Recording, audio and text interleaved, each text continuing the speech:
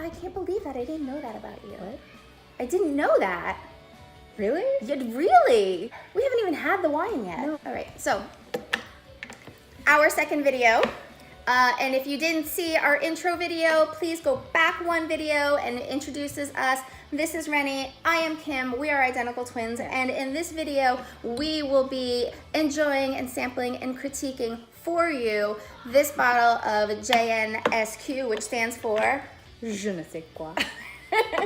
Now this particular wine, it's beautiful. I love the bottle. And it's what caught my eye in the store was the pretty bottle on top because I am not a rosé drinker myself. If you can't tell what it is, actually, it's actually a beautiful rose that they cut out.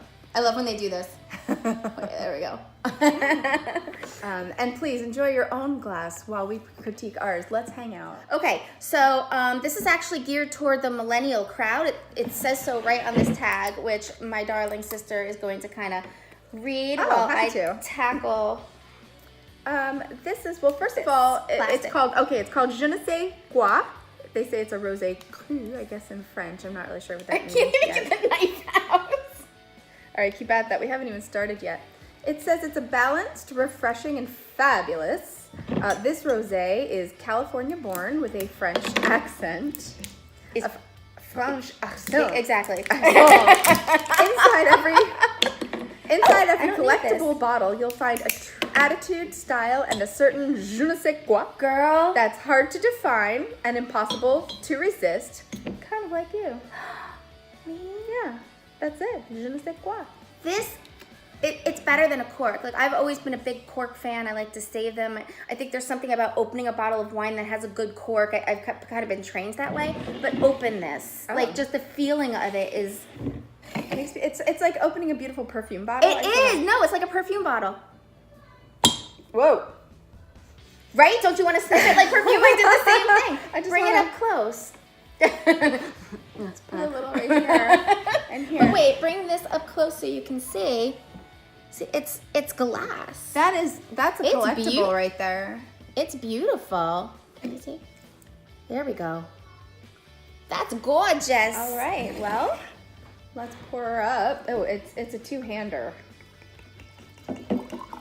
Now, Kim here, right there. So Kim has experience with wine. She might be able to tell us a thing or two. I can tell you this much.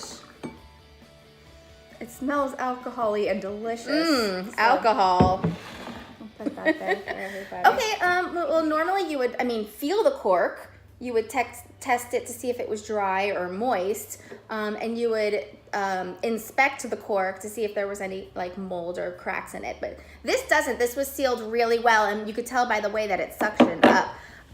Next, of course, we're not going to get into it. A lot of the corks these days aren't even the cork real anymore. cork. No, they're like plastic. So that's kind of becoming an old way. And I guess because this is geared towards millennials, there's no real cork because it's really not necessary anymore to have a proper cork for sealing.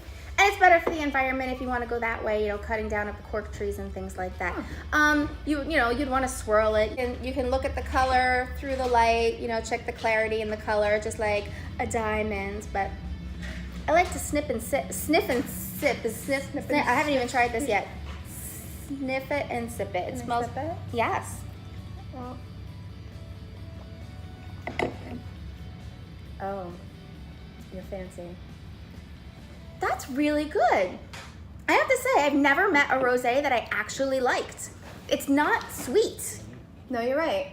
I'm going to go the opposite, as I usually do, and say my initial reaction is not as positive as yours. I don't not like it, but... No, I would drink that. I would drink it. I would drink it. We're gonna. But my first reaction wasn't a pleasant surprise. It's, I guess maybe I'm not used to drinking a rosé. I think it was a pleasant surprise for me because I've never found a rosé that I liked, and usually like my first reaction is ugh, and I was kind of expecting that, and this is it's very drinkable and it has a nice flavor. In fact, like the flavor stays on my tongue in a nice way. I can't say it tastes like a little fruity but not sweet. Do we give it a thumbs up or a thumbs down? Or a sideways thumb? I can't go there yet. I'm gonna have to keep. We're gonna have to have a couple more glasses. It's nice and warm. I know. No, it's not warm. It's warm going down. Oh yeah, it's warm going down. It's a perfect temperature because it's not cold either. No, yeah. I don't know how I feel about it. I'm wondering, if the older generation versus the younger generation, like what makes this a millennial wine? Is it the packaging? Good question. Is it the flavor that the millennials are going for? Like, would the Generation X go for X flavor and the millennials go for like M flavor? I'm going to tell you what I think, and this is purely based off of nothing, I don't know, just my own ideas. I think that the millennial generation, is so much more sophisticated than its predecessors. And I think this is kind of more of a sophisticated rosé. It's not cheap. What they call It's it, not Bouton or Arbor Mist, and that stuff that we used to drink sweet. when we were, in our 20s and teens. When we were first starting to drink, I would go for a rosé. It would be very sweet. Yeah. And that was how I kind of acclimated myself to wines. This, I think, it's less sweet. Is it dry? No, because Okay. it's fruity. Okay. Fruity means not dry.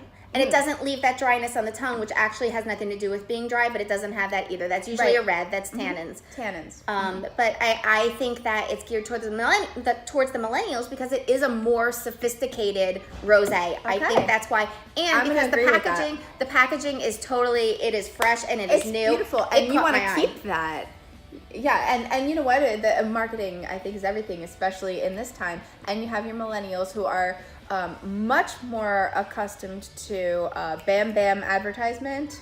If you don't get it right away, they keep moving, and this captures your eye. I would say more the women. Oh yeah, Like the men. For sure. But, it's if a pink man, wine. I mean, a pink wine's going to attract more women than men generally. It makes a beautiful gift. So if a man's buying it for a woman, this would be a beautiful gift as well. Romantic. Mm-hmm. They did put this on the shelves right before Valentine's Day. Oh, Yeah. This is brand new, right? Brand new, right before, it's February 22nd right now. Okay. So February 14th was Valentine's Day. It just came out on the shelves. Yeah, so So, that was like within 2 weeks ago. lovely chatting with you. Yeah, over wine. Cheers. Over wine. Cheers. So, you never toast without taking a sip. It's No. just rude. We want to say thanks for being here. Yeah. Thank you for watching our Twin It to Win It show. Rennie and I are going to be doing a lot more videos. I hope so. I've enjoyed this. Hope you guys enjoy it. We want to meet some new friends. Hit the like button so that we know you're here. Please hit the subscribe button and ring that notification bell to always get our newest videos. We're going to be talking hopefully next Q&A about Rennie and I. Leave your questions and your comments in the comment section below. General twin questions that we can answer for Q&A. So thanks so much, and cheers to you. Cheers to you. And cheers to you. And cheers to you.